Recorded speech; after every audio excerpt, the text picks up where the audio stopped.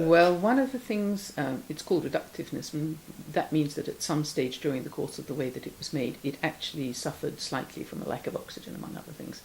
And it's at its absolute worst, it can smell like bad eggs and sometimes a little bit like faint wet dog. And wet cardboard is a kind of mild version of it.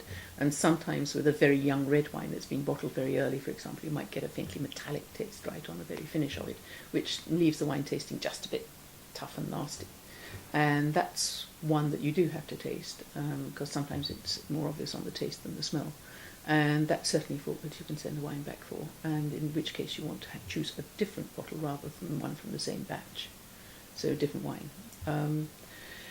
You've also got oxidation, which is the other end of the scale, when the things have too much oxygen, which is slightly more common in the old days than it is today. People are a bit more careful about it now.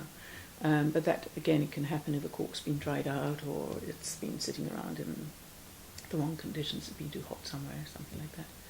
And you can get the thing, as I said to you, it smells a little bit like gravy browning, caramelly, that kind of thing. It shouldn't, it should smell still some form of fruit, but you can get things which are what we call volatile, and what that means is that you can really smell flying straight up your nose out of the glass is a smell very like vinegar or like nail varnish remover, and that's a volatile acidity which may have got out of hand.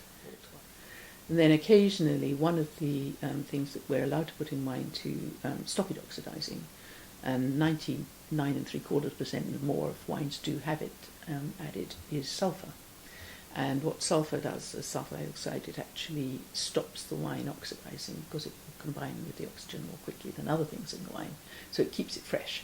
But if somebody's been careless with that and they've oversulfed it, you'll get an effect like white pepper straight up the nose instead of the smell of wine. And that's when it hasn't really absorbed enough of the sulfur that was added to it. But we're talking in parts per million there. It's very, very low. It's absolutely controlled by law how much you're allowed to add, and it's considerably less in wine than it is in quite a lot of other products that we eat.